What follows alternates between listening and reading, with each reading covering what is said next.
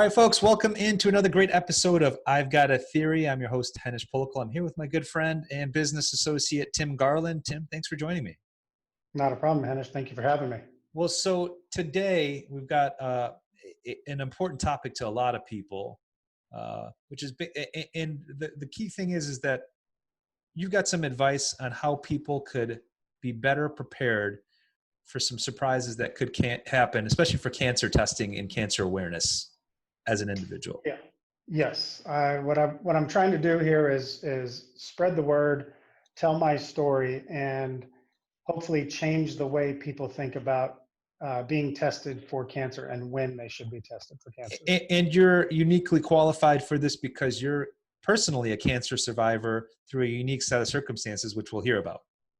Correct. I'm a prostate cancer survivor. I am now 7 years, almost 8 years cancer-free.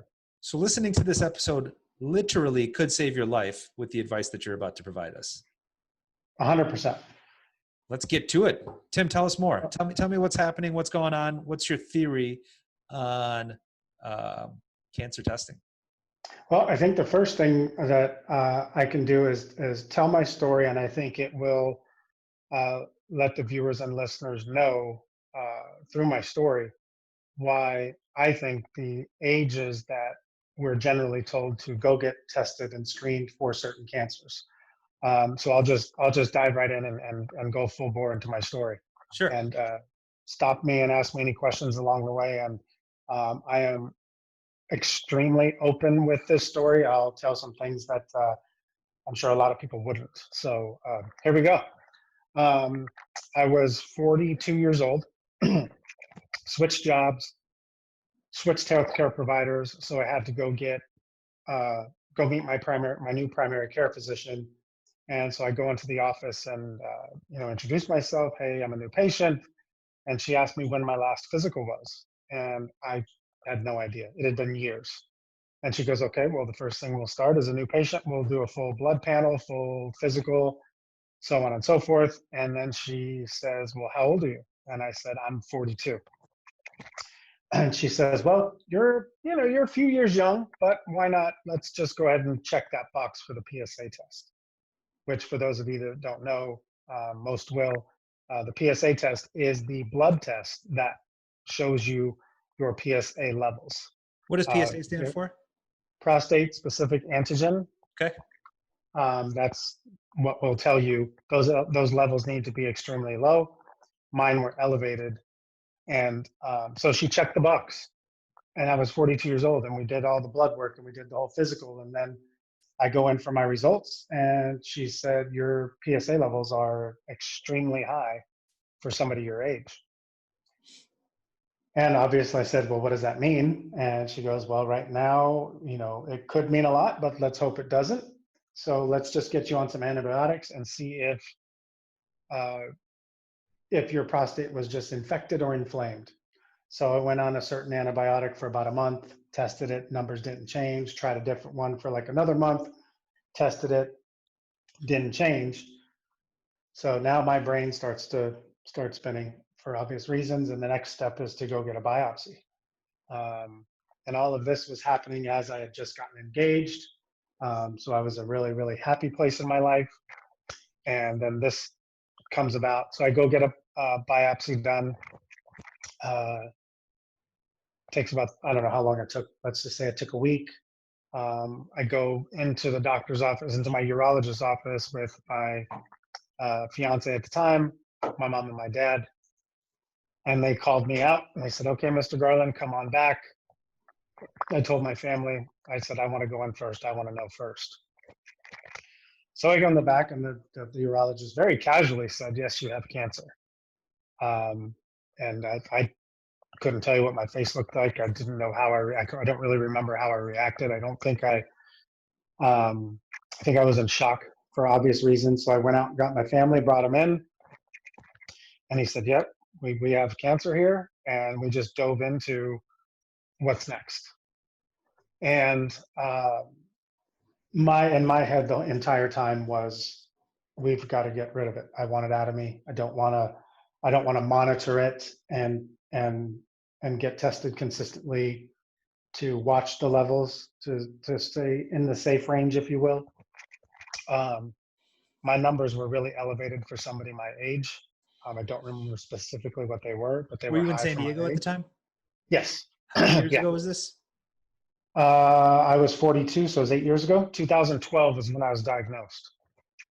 And so we went into what are we going to do? So 2002, 2012. 12. 2012, Yep. I'm sorry. So my fiance at the time and I had several discussions. My family was going to support me no matter what I decided. And I decided to have a radical prostatectomy, which means take the prostate out. Wow. Um, Fiance at the time was, much younger than me. She still wanted to have kids. I was up in the air because I was at that age, 42, 43. But she really wanted them. And that was a very difficult part of the decision because once you have your prostate removed, you are sterile after that. Potential long-term side effects are impotence and incontinence. Excuse me. So having to have those conversations with my fiance at the time was a little difficult, but she supported. Let's get it out. I was able to go to the clinic and freeze specimen for the future, but we said let's get through this first. So then we had to go and do some other tests to make sure that the cancer didn't spread to other parts of my body. Fortunately, it didn't. However, the bone scan, which my urologist told me is the most common place for the cancer to spread, really freaked me out. I wasn't necessarily scared of the prostate cancer because I knew it was being taken out. At least that's where my head was.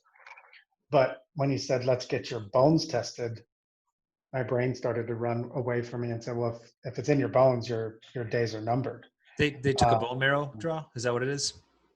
No, they did a full body bone scan. It's like a MRI times 10. I mean, it Got it. does your whole body. And, Wow. I had to go in the morning and drink that dye, go back in the afternoon, lay on a table for about an hour. And this big machine just goes back and forth, takes about an hour.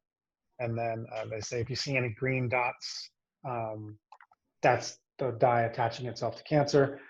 That came back clean. So my brain was able to turn off and focus back on the core problem. Yep. So fast forward slightly, had the surgery, no complications, everything was fine. And then here comes some of the post-surgery issues that I had to deal with. I had to wear a catheter for 10 days. That was probably the worst part of the whole process. I had to wear a catheter for 10 days. And then because you lose control of your bladder when they go to your prostate to take it out. So you lose control of your bladder. So you have to wear the catheter for 10 days, maybe 2 weeks. And then I had to go to Depends. I had to wear Depends for almost 3 months.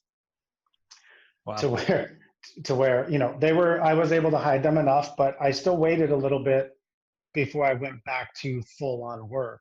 I worked from home for a while. I didn't want to be out and about in the field and have an accident that I couldn't control. And I just didn't want to deal with it. Sure. Then, I went to go get retested every month just to make sure everything was okay. And then it went to every 3 months and then every 6 months.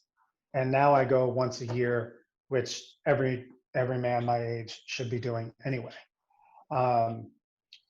The problem is that it created in the mental issues that I had to deal with. And this is, some people would say it's TMI, but I'm open because I feel it's really important to share. No, it's good to get that out because more people can relate. And if they can't relate, like I said, the purpose of the show is to create awareness, right? Let's be aware that this is the reality. Yeah. So again, I was engaged at the time. By this time now I'm married. And as I said earlier, some of the potential long-term side effects are impotence and incontinence. And I was able to gain control of my bladder in about 6 months. But the impotence issues stayed with me for 2.5 years. Wow. And my joke that I say to deflect some of it is when Austin Powers had his mojo taken away, what happened to him? That's real. And multiply it by 100. I wouldn't wish impotence for a month on my worst enemy. It was the most difficult phase of my life I've ever had to deal with. It cost me. It wasn't the only reason, but it had a lot to do with me uh, having to get divorced. It had something to do with it. No blame, nothing towards anybody. It was a mutual decision, but it had something to do with Wow. it. And just what that does to you as a man, right? Um, I can't even say, Henish, think about this happening to you, because you can't fathom it. It's the worst possible thing that I could ever But they wish say that upon it anybody. affects like 30, like 4, like 50% of people over 35 years old or something like that. Isn't that the case? Like there's a high number of people that have impotence, not necessarily prostate cancer. I don't know that. I do know that as we get older, it's something that can happen, and a lot of times does. And there's a lot of things out there that you can do for that. Sure. Sure. But when you go 2.5 years, you're just, I got to the point where I was hoping that it was going to come back. I mean, it was, when I say nothing, I mean nothing. And there's nothing that you can do about it. It's just one of those things, because what they have to do to get to the prostate is they have to sever those nerves that cause an erection. They have to cut them in half, and then they have to reconnect them. And then so at that point, your future is in the quality of your surgeon, in his hands, and how your body heals. So for the first 6 weeks post surgery, he says, don't do anything, don't touch it, don't be tempted to do anything with anybody, just be a hermit if you have to, do nothing. And then at the 6 week mark, he says, go do anything, everything, as often, as much. You can't outwork it. you got to let the nerves heal at the beginning. You have to let them reconnect, and then you have to avoid them from scarring. And scarring is what obviously causes the lack of activity, which in turn creates the impotence. Some guys are lucky enough that they don't experience it at all. Some of them are unfortunate enough that they never get it back. I fell in the middle, and it still creates some mental issues for me, socially. Yeah. Um, Well, so Tim, let's get back to the beginning of this. So sure. now, based on what what kind of advice would you give? Are there, and do females get prostate cancer as well? No. Okay, so what would you This tell? is our not to shed light on anything, but this is our breast cancer, in my Yeah, opinion. right. Okay, so And it's very, very common. My urologist said everybody will get it if you live long enough, and it's just a matter of when and how it progresses. the prostate cancer. Yes. Wow. So, I had the similar thing happen a few years ago. I popped into my doctor's office and he's like, okay, what are your concerns? And I'm like, honestly, nothing. I just thought I had to get a checkup every once in a while. He's like, nah, Right. you're healthy. You're healthy. You're not overweight. You exercise. You don't smoke. So unless you have something come up, you don't really have to come see me again until you're about 45. I'm like, oh, okay. Well, I guess that's the case. But now sharing a story like you've got, makes me think like, well, if I've got an upset tummy one day, should I go check with the doctor to make sure it's not something worse, Right. or some other kind of side effect? And you didn't have So anything that kind of gave you a clue that something could be wrong. You were just in there as a random test with the new physician. correct. I had no symptoms ever. Yeah. Not one. Had no problems with anything. And again, this comes back to me and my message of telling men, telling women that know men, telling men that know men. We all know people that are of age to be tested. So what's the age then? Is there a rule of thumb They at this say, point? like your doctor told you, 45 to 50. Yeah. And that's that's more for prostate and colon. Sure. to go get tested. You know, they say 45 to 50. Well, again, having no symptoms, I if I wouldn't have gone, if I wouldn't have changed jobs, if I wouldn't have gone to this new primary care and gotten this physical, I don't know when I would have found out. I couldn't tell you because I had no symptoms, and it's a matter of telling people as often as I can. Um, I told my brother who's older than me, but he hadn't gone and got tested yet, and he was 48 at the time that I had mine, and so he got tested, and he's fine. Um, but no symptoms, and I think the big stigma with the prostate exam, as well as the colonoscopy. I had to have a colonoscopy done as well because the prostate's down in that area. So I had to have a colonoscopy done back then as well. And I'll touch on that in a moment. But most men think a prostate exam is walking into the office and the doctor sticking their finger in your butt. And that can happen. But if you walk into a doctor's office, you just say, I want a PSA test. It's a blood test. It's a needle, they draw blood. They can do all your other blood tests with it, just like on my panel. It said, check the box for PSA, and that's how I found out. Now, after it comes back elevated, yes, I had to do that test that nobody really wants to do, because my understanding and my experience is if they can feel something, it's advanced. That means it's growing outside of the actual prostate itself. Uh-huh. And that's bad news. Yeah. So I would say it. I mean, my doctor. I asked him. I said, if you had to take a guess, and I know you can't, how long has this been in my body? He goes, you were in your late 30s for sure, if not longer than that. So For at it to least be 3, 4, 5 years. Yeah, for my PSA to have gotten the level that it was at, it was in there for a few years anyway. So, and obviously with healthcare and stuff like this, they're taking percentages and odds and statistics and research. And so somewhere along the way, they've decided that it's only a high enough percentage at the age of 45 and higher. But, candidly, you're thinking that maybe you should be only 35, 36, 37 before you start getting this tested. And why wouldn't they just do this along with the routine blood testing? Or is it just because it's expensive and they want to limit the cost? Couldn't tell you. Yeah. Couldn't tell you the reason. But I tell everybody I know, start going at 35 because I may have had it in me at 35. Yeah. And so, this is good advice. I appreciate you saying that, because I'm going to message my doctor afterwards. I'm like, it's probably been a few years. This has come check me out because I feel healthy. I played full court basketball yesterday, but at the same point, you might have something hidden inside you that might take a long time to show symptoms. Right. And so, they call it the silent killer.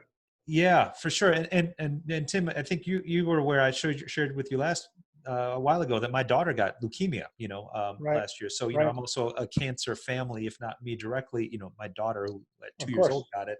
So I'm familiar with cancer and how blindsided you can be when it strikes you, right? It's like, that's how I describe it. It's like you're just walking down the street, minding your own business, and someone just punches you, and you're like, what just happened? Why did that happen? I didn't even think I stepped on someone's foot or something. But I mean, so that's how that goes down. It's nuts. So now, you're still getting checked yearly, and, obviously you're considered in full remission, right? Correct.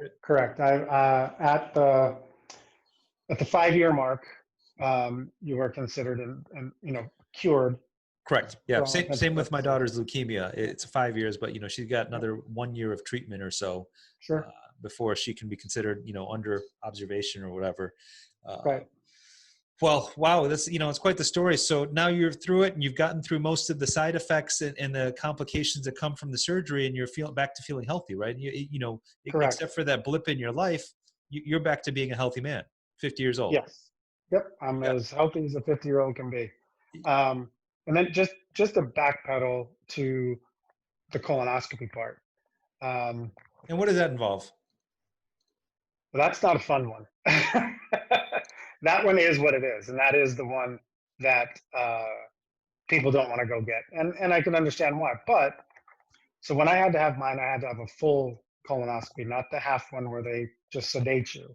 I had to go under full anesthesia because they go in and do the entire tract. What's a Um, colonoscopy involve? I apologize. I don't know these things yet.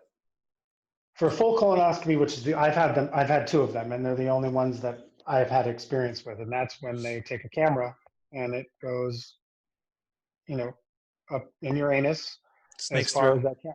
Yep, snakes through over your intestines and everything, through your colon. How much they put And in?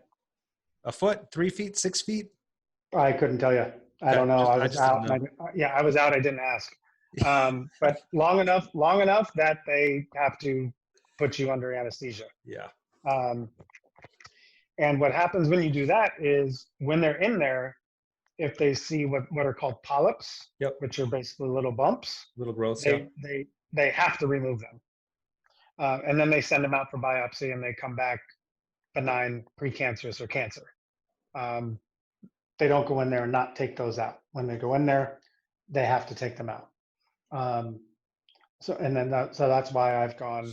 I had to get the full one the first time, and then when my 10 years was up, um, I had another full. I actually got my second full one done in 7 years because I had some internal stomach issues that I thought might have had something to do with colon cancer because I'm a borderline hypochondriac now since I had cancer. Sure, So I'm a validly. I little don't think it's over. considered hypochondriac when you've actually proved that you can get sick and potentially kill you. Okay, right. Yeah. So here's what I'll say as far as both of those tests go. As most guys cringe at the sound of having anything go into their, I guess I'll use the correct word, into their anus. Um, I would, and I would let them put anything up there if it was going to find cancer, because I've had it. I wouldn't care 100%. what it was. I wouldn't care Yeah, what it was. I'd say, right. so again, going back to the prostate cancer, almost everybody would think finger, right? It's a blood test. Your listeners, your viewers, anybody that you know, if they tell you they're too young to go, if they're 35 or older, just say, hey, I heard this story from this guy, and I'll happily give my phone number and email address out to anybody that wants to call me. I've probably talked 10 complete strangers through this process by doing podcasts like yours Well, in and the it's simple past. enough to get the blood test, right? I mean, no Yep. one likes needles either, but at the same point, it's worthwhile going through any kind of mild discomfort to find out if you can live And it's for a and ripe it's old age of 80 plus. and it's mild discomfort for a split second. Right. And Right. so like I said, I encourage everybody 35 or older to go get them both done. If your doctor tells you, do you have symptoms? No, I don't. Okay, well, then you don't need it. Just tell them you want it. Yep. They're not gonna tell you no. No, I mean, I think that's easy, low hanging fruit. It's funny because the guest that I've got scheduled for a few days from now is talking about the importance of getting a stool lab, right, or a stool study done as well, Yep. Yep. which may or may not indicate similar things, but maybe it can indicate if you have other issues as well, which would probably tip off things like prostate That cancer. would be, I would say that's the equivalent of the PSA Yeah, interesting. So for the very, very PSA. similar topic that I'll be discussing later this week. I'm not sure Okay, when this episode will air, but we got a sure. couple crappy topics to cover. Good one. That was a good one. Pun intended. Pun intended. Well, Tim, hey, thank you so much for joining me. We don't want to drag this on too much, but any other key points besides, please go get yourself checked out, and please don't think that you're Superman. One of my best friends that plays on my basketball team, I mean, he's literally the spitting image of Captain America, 6'6", 44 years old, still ripped. And he's survived testicular cancer not once, but twice over the course of Wow, several years, that's awesome. and made it through it, but same thing, from the super healthy, you couldn't tell by Yep. looking at him that you'd have these issues, but cancer doesn't care what you look like. Nope. Cancer has no prejudice. They don't care It about your doesn't. genes. They don't care how rich you Nope. are. That doesn't Nope. matter how good your job is. Yep. It doesn't matter. You can get cancer. Even if you're a 2-year-old innocent little girl like mine, you can just get cancer. Just get blindsided like you're getting punched walking down the sidewalk, not expecting to Yep. get punched. Yep. So yeah, so it's great because that's the one of the purposes of my show is to create the awareness. Hey, this can happen. Don't be blindsided. Don't be surprised if you're punched in the face by cancer. go get Yep. tested. It's worthwhile to spend an hour with your doctor's office and the copay or whatever it takes to get it done, because it could save your life. And it's better to know than not know. And Yep. and on either side of on either side of the result. Yep. Absolutely. Yeah. Totally. Well, Tim, I appreciate your time. Thank you for sharing so much with us. To our listeners, if you enjoyed the podcast, please subscribe. And you can add us on Instagram. You can find me at PSTV Today, and you'll see my podcast linked on there. But thanks for joining me, Tim Garlin, on another great episode of I've Got a Theory. Thank you.